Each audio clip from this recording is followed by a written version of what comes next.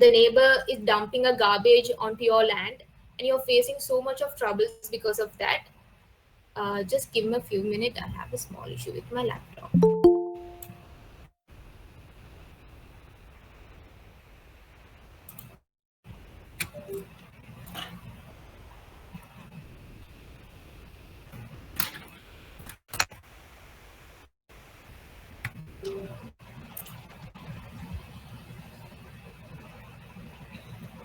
So when you have an issue with a neighbor, so when that specific person is dumping a garbage onto your land and you're facing so much of troubles and you're bringing a claim against that person for dumping the garbage onto your land, because which is completely wrong. And when it that is an environmental law issue, because it is happening within your nations and in between your city, a person who is next to you. But when it comes to international environmental law, it's a difference that comes when globally you're facing so much of troubles. So let's say in internationally there are some hazardous substances which is coming to your land, which is causing so much of pollution to your countries. So which is coming from the neighborhood country. So when it comes to that kind of criteria, there are specific treaties, policies, and principles which governs the other country from not doing such environmental damages. So, international environmental law is a branch of public international law that aims to protect the environment through treaties, convention, and principles. So, it is a public international law where anyone can speak about it. Anyone can bring a claim against the things if it is something that is wrong happening, which is among your society.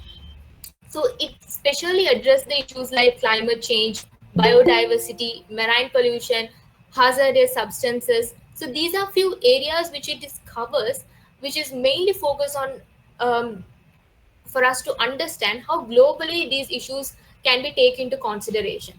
So when it comes to this New Zealand versus France case, if I may explain to you this case very briefly, New Zealand versus France case, it has been established uh, before the international environmental law itself has taken place. So, in this case, what happened was where the New Zealand brought a claim against the France, stating that the France are producing some sort of atomic nuclear power testing within their within the atmosphere, which is causing so much of effects to the New Zealand as well. So one of this, although it has been done in France, but the impact, the environmental impact, can be faced by the other countries as well. So when the New Zealand worked up this whole issues, there was no proper law or act to criticized, or there's no proper law or act to compensate that the France are reliable on such resources. So in such situations where there was a point that New Zealand was out of the hand, and there was the France simply mentioned that this is not a jurisdiction that we are aware of. So that kind of issue arose in the beginning of the initial stage, and that was the reason, because when an atomic uh, we call atomic nuclear weapons are being tested in a specific land, it does not going to affect only specific that kind of country. It can affect the neighborhood country as well. If the neighborhood country is not just causing so much of defects to the present situation, present generation, but also it is caused so much of disaster to the future generation as well. That is one of the main area that New Zealand versus France case, which is clearly explained to you. If you also can do your own research and understand how this case has been taken place. So this is how the international environmental law has implemented, and most of the countries also align with this whole area.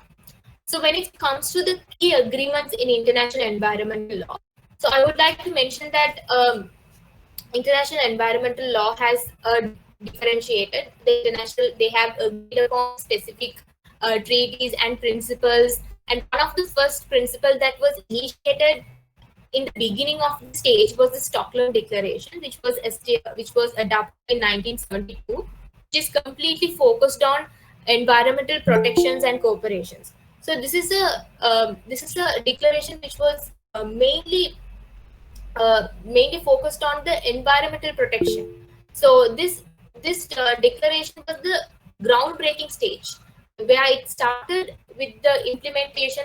Okay, this is things are happening. Some countries are not taking the credibility of their environmental damages just because it is happening from their own sphere, but it is also affecting the other neighborhood as well. So let's make something new. So that's how the Stockholm Declaration has taken place. So in terms of the Stockholm Declaration, it has consist of 26 principles. So there's no much the important principle. I am not gonna go and explain about all in all, but let me explain you a very briefly. And so the principle number one, which is talks about recognizing the fundamental rights to healthy environment and responsibility to protect for the present and the future generation.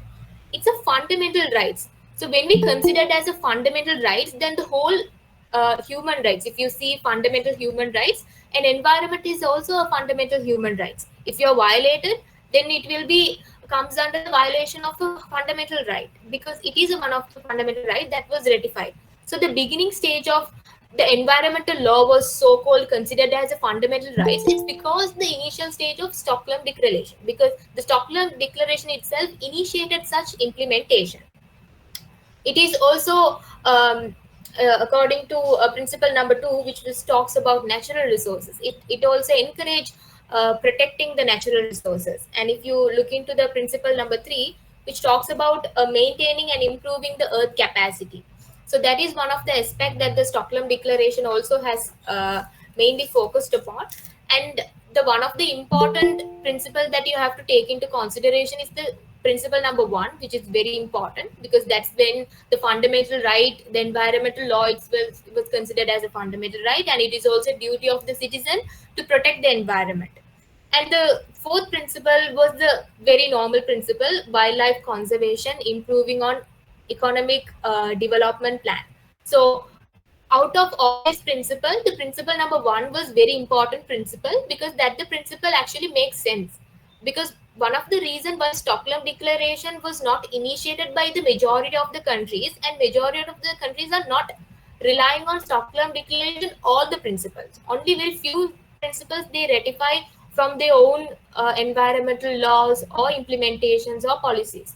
The reason behind this implementation is that it's not practical enough. Some of the areas, if you see, although it's a groundbreaking principle, it does not specifically cover how we can implement these processes.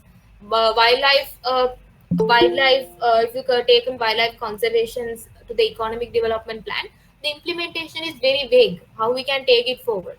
Whether it is something that we have to be must, like something important to be significantly considered about. So that is a question that came out from the Stockholm Declaration, and it was something that went behind. And afterward, there was another treaty which was introduced, which is Rio Declaration. Rio Declaration is one of the important declaration or the treaty that was introduced, because it covers most of the areas. Although the Stockholm Declaration failed to cover some of the areas, Rio Declaration could able to cover most of the areas. And this is includes many things. This was adopted in 1992, and 175 countries which adopted the Rio Declaration, and which is consist of 27 principles. So the first principle, it talks about recognizing the right, healthy, of productive life in harmony with nature.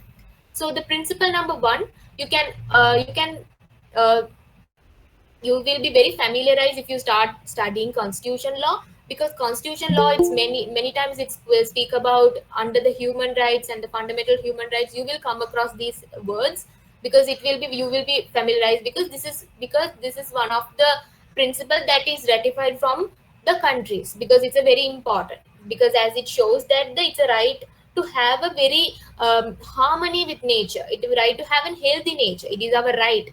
The public has a right to have such nature, and they have their own right to bring a claim against if someone is wrong, if a wrongdoer is doing something against the environmental damage. So right to development to meet the need for the present and the future generations. So the principle number two, same thing. It's the Stockholm Declaration was also talk about the present and the future generation. Like the case I was talking about, the nuclear weapon is not going to cause a very bad full effect for the present generation. It is also going to bring a very bad impact to the future generation as well. If you take in where the unborn child can be affected, they will become disabled. So these kinds of question also it will be arise if we let the things of nuclear weapons are happening. Like like the case I explained to you about the New Zealand versus France, the same case. So that is why we have a specific principle stating that we have to take into consideration of both present and the future generation as well while we are doing any projects, environmental related projects. And another important principles I would mention is that the principle number 5, which is which principle number 10, which is talks about the public participation. You have to understand that this is very aligns with RTI.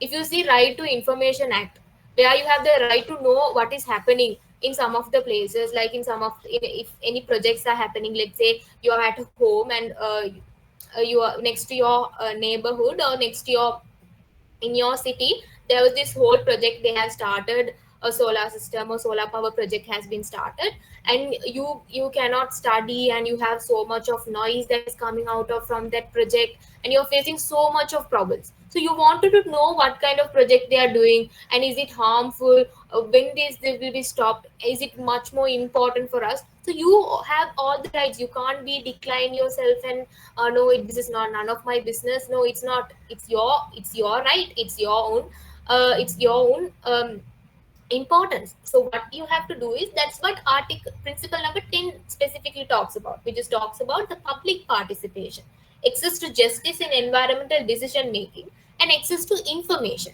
The public has to know what is happening in environmental issues. Let's say you take an example like you're facing let's say like now environmental issues, now you have gazettes, now you have environmental criticisms, everything will be on published on gazette. If you can see on the environmental minister of environmental websites, or if you check the department's website, they will upload all the gazettes, all the implementations, all the importance. Because why? Because it is a right for the public to know what is happening, because that is what the environmental law and international environmental law expect the public to know what is happening, and also they have to know what is access to justice as well. Even if you are doing a gazette, if you are making an implementation, everything will be putting on onto the public, and with the public participation it will be taken into consideration. It's not completely done by a judge. It is the conclusion is done by a judge, and also it's not completely rely on the government authorities or executive body or legislative body. Even the public also has the interference when it comes to this specific area. So that was started from the Rio Declaration. So, uh, so Article 15, which is also speaks about precautionary principle. So precaution principle is nothing big; it's a very simple thing. Precaution principle in the sense, like I said, you have there is something project is happening next to your house, and that they will be starting, you might be wondering, okay, they might have other problems. If this project start, what will happen, or is it gonna impact, so let's say that project is polluting, bringing some polluted waters which is affecting your areas as well. So you can go and research about it, or what to know, I want to know about this project. So this project, if any project are initiated, there should be an EIA or IEA, which is environmental impact assessment, has to be submitted. So that is how the initial stages itself it starts. So if the publication is been started only if all the requirements are fulfilled, only you can start a project. So the precautionary principle itself, it was introduced in the Rico Declaration, and some other principles like polluter pay principles, which is pollution related principles, soil, noise, and all pollution related principles comes under the polluter pay principle, which is also not a big area, but if you generally know, this was one of the area that it was covered. And the other, moving on to the next topic, is that the next principle is the Kyoto Protocols. Kyoto Protocols is a very specific, before Kyoto Protocol, that I have to cover UNFCCC. So you might be knowing UNFCCC, it's United Nations Climate Change, which is focused on climate change, addressing the climate change issues. This is only completely cover the climate change. This is when the climate change issues itself it started. Um, This was enforced in 1994. This was signed and declared in 1994. The objective is to emit the green gas emission and also to emit the fossil fuels that is happening. You know what is how fossil fuels happening. These projects, these big companies are producing so much of fossil fuels, which is completely impacting the climate change. So that is when the climate, this UNFCCC has been completely implemented due to stop this whole massive that is happening towards this uh, multinational industrial companies. So you have to understand this, because this is one of the which is causing so much of dangerous atmosphere to the society. In order to prevent from such causes, we have declared this whole UNFCs. You might also be come across this COP 21, COP 1, COP 2, COP 3. Like this year, it will be COP 30. So you will also come as every year there will be a convention on parties which will be happen because to address the climate change issues globally. So the globally all annual meetings happens where the global being together, developed countries or the developing countries comes together and talk about their issues in climate change and how they can take it forward. So this is the meeting usually happen in COP. So it's best if you join COP because you will also understand more about climate change if you like climate change a lot. So you can also join because I think in online or you can check UNFCCC website and you can also learn more about climate change because it's one of the growing area and one of the important area as well. So addressing the climate change mitigation and adaptation is mainly focused on UNFCCC, and also it is also focused on public awareness. People, they don't know how climate change can impact. They think it's a very short term issues. No, it's a long term issues. People might not know what is climate change, but in order for you to know aware about it, so they implemented the whole thing. They bring public awareness training programs or any fellowships program they usually implement to public to know what is happening around us. So there will be an annual meeting will happen every year, like I said. So that is how the UNFCCC mainly focused on. And when it comes to the Kyoto Protocol is a it's target for the developed countries. So binding emission through targets for developed countries. So this Kyoto Protocol, you have to understand the US was withdraw from this Kyoto principle way back ago because they have to, because this is mainly focused on investment on climate projects, investment on green gas emission projects. So this is very close to, this is also mainly focused on climate change, which is also talks about you have to be stick to this 1.5 Celsius, which is has to be the global warming has to be in this Celsius. It cannot go beyond it. So this is one of the principle which is talks about putting an investment towards climate finance. So this is one of the area which was talked about, but the US has withdraw from this convention because they have to spend so much of economics, so much of money towards these projects. Because if you are putting so much of projects, there's so much of money can be run out from this Kyoto Protocol because it's mainly focused on investment. So in green projects. So these are the things. So US is not a part of Kyoto protocols anymore. So that is one of the really good protocol, but it has not been it has not been ratified by most of the countries. So one of the main country like US is not ratified Kyoto Protocol. It withdrew from that. The Paris Agreement, you might know, Paris Agreement was introduced during the COP21. So this beginning stage of UNFCCC, the COP21, the whole Paris Agreement was implemented in order to mitigate the issue of climate actions. So which is the main goal of Paris Agreements to have 1.5 Celsius, 1.5 Celsius the global warming has to be there. It cannot go beyond it. It has to be below 2 Celsius, or it has to be average of 1.5 Celsius. That is the target of Paris Agreement. So it is also talks about the financial support, how you can help the developing countries, like developing countries by the developed countries, how they can help developing countries by providing supports and training programs or awareness programs, also implementing some of the projects to mitigate such issues. So that is the more about the Paris Agreement. Paris Agreement also, you have to submit a specific project, specific report as to how your country is progressing with the climate change, how it is accountable and transparency. Even if another country is producing some harmful fossil fuels, you are responsible and you have to be accountable and transparency. I'm not really sure how long this has been following, because the COP29, it has not been completely addressed. The fossil fuel issue has not completely addressed, so that is one of the drawback that we can see. So these principles are there, but it is not completely followed up. So that is something you have to know. This is not completely done by the authorities or by the people. So the Paris Agreement is more about in that category. So I don't want to go in depth. So this is something that you have to keep it. Remember, it's a Paris Agreement. It's a step forward principle, because it's a very good agreement that is in upcoming days people are following. And you might also know that US has withdrawn from the Paris Agreement as well very recently.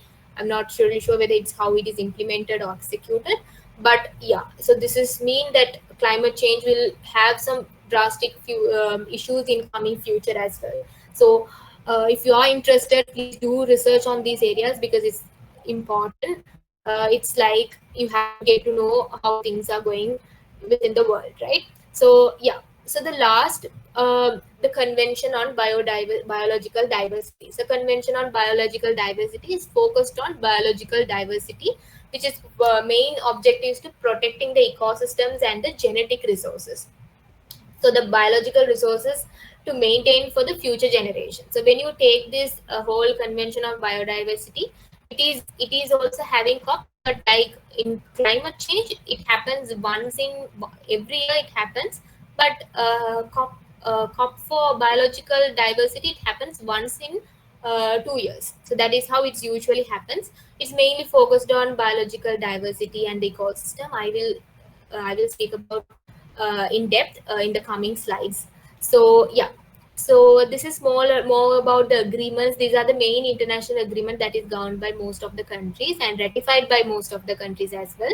And I wanted to make you understand, this is not a binding agreement. This is a non-binary agreements. Like, it is up to the country to ratify. It is up to the country to ratify whether they want this specific principles or that specific principle, or this declaration is up to the country to decide. So it is not something that is it is not a law or something that is much under your act, or it's like a compulsory. It is up to the country to decide. It's differ from one country to another. So the first topic I would like, the first um, thematic area under the environmental law is that the climate change agreement. If I may explain to the climate change agreement, it is focused on greenhouse gas emission and adapting to the climate impacts. So the Paris Agreement, like I said, the Paris Agreement was a step forward when it comes to the climate change. Like we studied, it is mainly focused on reducing the climate impacts, especially the green gas emissions, to reducing green gas emissions and also adapting climate impacts is the main focus on Paris Agreement. And like I said, UNFCCC is focused on climate change, and also the Kyoto Principle. It provides so much of mechanisms, so much of targets. This is the targets you have to achieve. This is the investment you have to provide. The Kyoto Protocol is mainly focused on the targets and investments. And like I said, Paris Agreement, it has a set goal like 1.5 Celsius, which is a global warming limits, which has to be followed in the coming years. So that was one of the strict appearance that came out from the Paris Agreement during the COP21st. So it is also emphasized on the adoption and finance. I would encourage for you all to learn about the green finance, how you can encourage the green finance, or the stock market, how the green stock market, how the green investors can come to the green projects with high profit rate. So these kinds of areas, if you study, if you learn about it, because these are very growing areas, so you will know how things can change within the environmental sphere. So moving on to the next slide. So I would like, so the Biodiversity Convention. So I didn't went So this is something I will be covering because this is very much important, because I'll be additionally also I'll be telling you something that is very important for you to understand. So biodiversity conservation is to prevent from the genetic diversity and ensure to preserve from the genetic diversity and ensure sustainable use of natural resources. So this is the CBD. It's a central treaty which is mainly focused on the biodiversity conservation. So protecting the biodiversity and promoting the sustainable use is the main goal of the biodiversity conservation. So the Cartagena Protocol on Biosafety, it's regulate a genetically modified organism, and Nagoya Protocols, which is comes under the CBD, ensure fair and equitable sharing of genetic resources. So one of the main thing that you have to understand is that fair and equitable benefit sharing, it's not defined in any of the laws. One of the challenge that the biodiversity conservation, especially the CBD, is facing is that the equitable and fair, how you can equitably share. Let's say you are so the let's say the Sri Lanka or the Pakistan is producing a genetic resources from generation to generation, the local community having the seeds and everything, but they don't have a proper research resources. So what they are doing is they're asking from the developed country like US or Canada to sponsor them. So when it comes to that area, so when although the genetic resources from generationally it was done by the country, the Pakistan itself, it was the what the developed, what the other country is doing is they are seeking, they want more resources, they want the more economic benefit. So that is why, so it is not fair. So although you have been originated such genetic resources, getting a 50 percentage is not right. So what is equitable, like there is no proper definitions for equitable or fairness. So how you divide among the two countries is a confusion. You can't divide fairly. 50-50 cannot be fair at all, because the originated country has to get more than 50 percentage, because they are only inputting very few amount. So this is one of the contradiction that is there in the CBD. So if you research on these areas, you will know. So you will know, you have studied in the equity and trust lectures and lectures as well, because there is no proper definitions for equity. Equity can be differ, it comes under the good faith, it comes under the different definition, it can be analyzed through case by cases. So having such protocol, it's very disadvantage to the developing countries. It is a very unfair for the developing countries, since we have the rich biodiversity resources. So make sure that you do some few researches on this area, because this is a very interesting area, genetic resources. This is one of the research project I did during one of my research that I did it. It was a very interesting area. So we will also know how the things happening globally, what kind of issues that the country has been facing as well. So the marine environmental protection, then coming to the next area. So this is mainly focused on regulating pollutions and conservations in marine environment. So this is UNCLOS is the foundation treaty for this whole marine environmental protections. So this is covering the pollutions, marine protection conventions covering the pollutions and addressing the pollution issues. You might can see some other countries can pollute your country by putting some pollutions and some plastics, which is not been done, which is the majority of even the fossil fuels, even the whole kind of atmospheric issues, which can cause so much of drastic, so much of damage to the marine species, especially the marine animals. So that can something that is can be taken forward. Marine issues is one of the main issue that is happening in the recent times, because the neighborhood country is being affected due to the cause of the country. So then you have to make sure you know what kind of issues that is comes, what is there a, if any animals or any species are being dead, it can cause a very drastic change to the country. So this is an act specifically focused on marine and the protections environment related. So hazardous substances and waste. Hazardous substances and waste is regulated disposal of substances and waste. So these are few conventions, which is not a very famous convention, but this is also convention you can actually do some few researches about, because in the recent times there are so much of problems that is coming from the other countries because of these pollutions, because of this whole impacts and whole plastics, because there's plastic movement is very rare. It's not just you can't bring a change immediately, but you have to be very aware of how the waste are coming from other countries. If the countries has to be very reliable on their sources, because this is one of the area that is not completely been addressed. So it is a very important for you to know how these wastes are coming from, because this waste are coming from the how the globally this is impacted. So this is very way this is not something that is still outdated. It's a very overrated issue that is not much concerns globally, but it is good if you more research on more in these areas, because this is, if you see Basel Convention, the Rotterdam Conventions, which is also speaks about the chemicals, how the chemicals has been done without any prior consent. You are just disposing chemicals, you are just disposing all the pollutants to the uh, water, because you don't know if you are putting or whatnot, because it's a sea, like it's very unaware that the public gets to know whether things are happening. So this is where the issues are started. Even the Stockholm Declaration also talk about it. It is also restrict the organic pollutants, and also it is also mainly focused on how the things are happening around us. So this is one of the very interesting area. I would encourage you all to research more about it, and also find more interesting topics, because this is something a growing area which I know for a fact, which is right now.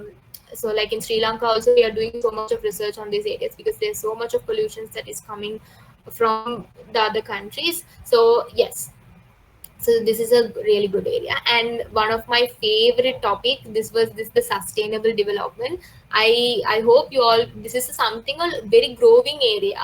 I think the sustainable development is not just uh, uh, sustainable development in a general term, if you understand, is a process that aims to meet the needs of present without compromising the ability of future generation to meet their own needs. Like we spoke about before as well, we are whatever the actions we are making, whatever the implementation we are making, we are not only relying on the present generation, but we also thinking about the future generation.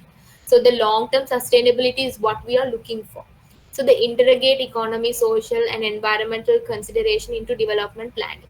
So the Rio Declaration Principle number 3, which is emphasize on the intergenerational equity, which is the sustainable developments, how you can which is the very similar to the what we are speaking about. So most about the sustainable development, you can actually do so much of research on sustainable development. It's not just only area of environmental protection. You can talk about AI, how AI being very important for the sustainable development, how the agricultures, how you can use AI and to make to consume your time when you are doing farming, when you are doing all the importations. So how you can use AI as a one of the tool. So technology, how you can use the green finance, how the green bonds are taken. There's blue bond. It's very recently a very massive interpretation that is happening, because blue bond, how you can bring a blue bond, how the investors can get high amount of profit by taking uh, green gas emissions. So this is one of the very interesting area. This is the area I'm doing my masters also right now, because one of my favorite area of in the recent time, very demanding area as well under environment. So this will be very interesting for you as well. So under the UN, the Sustainable Development Goals, which is adopted in 2015 by UN General Assembly, there are 17 goals. I'm not going to talk about all the 17 goals, but like very simply, if I may explain to you, it talks about gender equality, how sustainable development can keep the gender as an important factor in future, how the gender has to play a major roles, how, because in agriculture most of the time farmers, men are going for work, but women are not taking any economic benefits. So the entrepreneurship ideology is very less for them, although they have the experience of being in the whole agriculture field, but they're not, they're very limited with their restrictions. So the sustainable development is about that. It talks about poverty, healthy environment, and also it talks about how the technologies can play a major roles when it comes to environment. So this is one of the beautiful area. I would encourage for you all to do so much of research. And yeah, so there are so much of plans has been taken forward as well. So think a green finance and economic how works together. It's one of the area this is mainly focused upon. So yeah, so moving on to the next. So while you're this is so while you know how much you will get an understanding how things has been going with globally, because environment is completely different environment law, but international environment law IEL, you will know now, you understood how things are being going and how it is being implemented, and what are the challenges and what are the future directions that we can take forward. One of the thing I would say is that the enforcement gaps, difficulty in enforcing the international agreement. Like I said, this is a non-binary agreements. This is not something that is can be enforced in all the laws. It is very specific. Even if the countries think this is right, then they can take it forward, but it's not compulsory to follow all the principles and all that. So the binding principle is very lacking. That is one of the challenge that is facing in the coming years.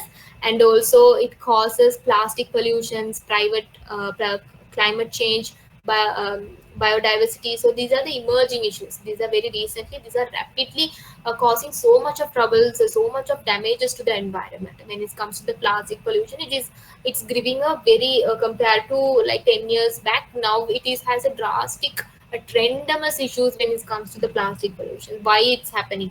Because it is why the pollution, where it is coming from. These are few emerging issues that is arising from in the recent times. So these are one of the challenges that it has been facing. This is not still covered. So the evolution of law, its continued adaptation to new environmental challenges. So one of the hard time that we have to go through is that we have to face a new environmental challenge as well. If we are still keep doing what we are doing without protecting the environment, without following the laws and policies, we have to face so much of new troubles that can arise in coming future. So which has already arisen, which can come in the future as well. So this is one these are the future challenges. This is what of the implementations, and these are the future directions. I would say for you all to make sure whatever the implementation, even whatever the laws, whatever the policies that the international law is adopted, make sure you take a time to read on it, because like I said, Nagoya Protocol is a very disadvantage for the developing countries. It has causing so much of troubles for the, because the genetic resources is one of the main area where economically we have a really good growth, but it is taken away because the most of the profit are gained by the international industries. It's not gained by the local community. The one who is gaining so much profit is that the international industries and the corporations, which is not right. So if we want to have a very sustainable development ecosystem, green finance, so we have to mitigate this. So the Nagoya Protocol is not something that can be ratified by our country. Even if it is ratified, the fair and equitable resources cannot be ratified to our sentence, or if we have to take those sentences away, because that sentence creates a contradiction among the two parties, the one who are sharing or transferring the genetic resources. So something like that uh, can take you as a future directions in the coming implementations. So I hope you are clear. Do you all have any questions? So I'm open for questions. Right now I will stop screen sharing.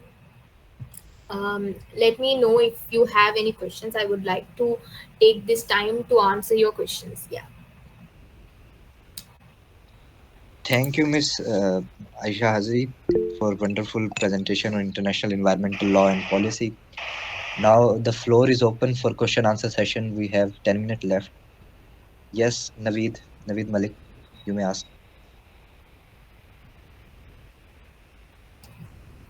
I am audible. Yes, you are. Yes, you are audible. Ma'am, my question is how much international environmental agreement are uh, effective in achieving their goal, and what factors are contributing to their success and failure? Thank you. International agreements and international laws is it's not completely addressing all the issues, and some of the implementation that also has to come from our own policies and laws as well. and some of the laws, like I said, some of the areas is very contradicting. If you read it, you will understand. So some of the terms are not being properly defined, and that is one of the vague thing that we can see. But international law is has its own importance. And international law, like I said, it is addressing the climate change, biodiversity, and some of the marine and other issues, but not completely addressing all the issues, but it is only addressing the few. So it is best if we have some sort of laws from our own countries as well, some sort of policies which will be strictly can be followed. So these agreements are not a strictly that we can follow. This is something we can take as a guidelines, by the executive or administrative bodies can take as a guidelines to follow while they are doing their projects or implementations. I hope I answer your question, Navid. Ma'am, actually, I am asking your opinion. What do you think about it? These are successful or not? And I am asking about basically its effectiveness of these environmental agreements. So having an environmental agreement, it is effective. It is not that I'm going to tell it's not effective, because having this agreement only, the other countries are more careful about of what they are doing. So it is effective, but it is not implemented. So that is the one of the is why, although there's these policies, these agreements are there, the implementation is very lack in the current circumstances. So the effectiveness, I would go with um, um, there is no propaganda to say this is being followed. But even if you see, the fossil fuels is mostly done by the international industries, so they are the one who is causing. So it's not, although we have the policies, the people are not strictly, the countries are not strictly being followed. So the effectiveness, it's up to the implementation of each country. That's how it works.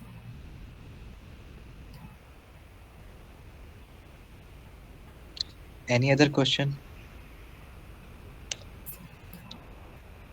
Please raise your hand.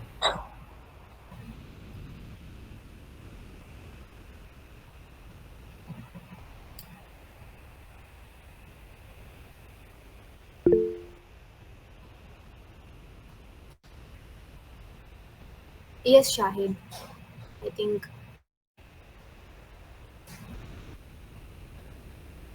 May I ask a question, ma'am? Yeah, sure, Muhammad. You can go ahead. Thank you so much. First of all, thank you so much for such a comprehensive take on all these things. My question is related to how do you see the whole situation when it comes to the to the practicality of implementing all these things of the global north take on it, like when when we take into account the American exec from the Paris Agreement. So do you think that the global south will be able to cope with it when it comes to the exacting and not doing and practically working of the global north? Is it possible for the global south to cope with it?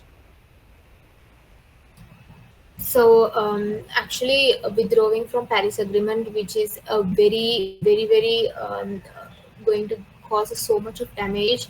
It's not just only going to cause damage to the developed country itself, but it's going to cause so much of bad effect to the developing countries, because so there will be no limit for the fossil fuels. So they will be continuously doing the projects. The multinational industry, they will not be compensating, or they will not be sticking with any criteria, environmental impact or assessment or anything. Yeah, they are completely turnover from the Paris Agreement itself. So what I can say is that um, the environmental issues, especially the laws and the policies, although you have it, it is very not completely addressing most of the areas, even hazardous substances, chemical substances um, that has been basically put onto the marine, and those kinds of areas are still not being addressed properly. Even keeping the climate change, and even if you see the biodiversity as well. So some of the areas there is missing. So some of the points, some of the main issues are not being completely addressed. So so I would say that withdrawing from Paris Agreement, I don't think so. It's gonna affect them, but it's gonna affect the countries that they have, the one who are facing the financial issues when it comes to the propaganda to follow the whole. Even if there are impact is happening, how you mitigate such issues, you have to have some stability. So that's something very lack from developing countries, so that can bring a very huge change in the coming years. So which is not completely right, which is not something that is right. Like I said, Kyoto Protocol is talks about the investment, which is talks about the projects. We have to do so much of green projects. We have to expect the investors to look for the green projects to be done, because that is something is lack is has to come to forward. So these are few areas that international law itself has to take into consideration. I hope I answer your question, Mohammed. Thank you very much. Thank you for your take. And but isn't it, when we take into account all these things, isn't it the clock is ticking like situation, and we are running out of time when we take into account the stock of climate change, which is affecting especially Pakistan and Sri Lanka and India, these sort of countries. When it comes to implementing the policies, it isn't that much as compared to the awareness is so much, but when it comes to implementation, it is a zero sum game. I think so personally. Yes, that's very true. I would also agree with that, because it's not always a concern about awareness, but there are people who lacking with awareness. But for them, the awareness is good, but the only awareness is the only thing that will be taken forward is no. So it's always comes with the execution. So it's always comes with the laws and policies which can make a person to be reliable or to be credible for the action. So that is much more important. So having such things, I would encourage. There's so much of environmental lawyers has to come forward, because although you have scientists, although you have so much of people who know the scientific issues that is happening within among us, there is so much of, but that only can be done through execution. So the execution is can be done by the lawyers or the environmental specialists, the environmental legal researchers, which know the impacts, which know how, what kind of policies that we can implement it in order for us to gain some sort of issues. Like I mentioned, some of the international law we can't completely rely on. We have to do our own research, and what kind of things we have to take in, what times we have taken out. It has to be something we have to be followed up. Yeah. This meeting would conclude automatically in a minute. So, Mohammad Hanif, if you have any question, you may ask in 1 minute. Otherwise, Thank you you may so text me. much. I will get. It was all on my Okay. part. Thank you so much for. All right. Thank you, madam, for this presentation. Our meeting is about to end in a couple of seconds. Thank you so much for the Thank opportunity. you. Thank you. Thank you. You may leave. You all may leave. I hope everyone has downloaded. See you all, and yeah,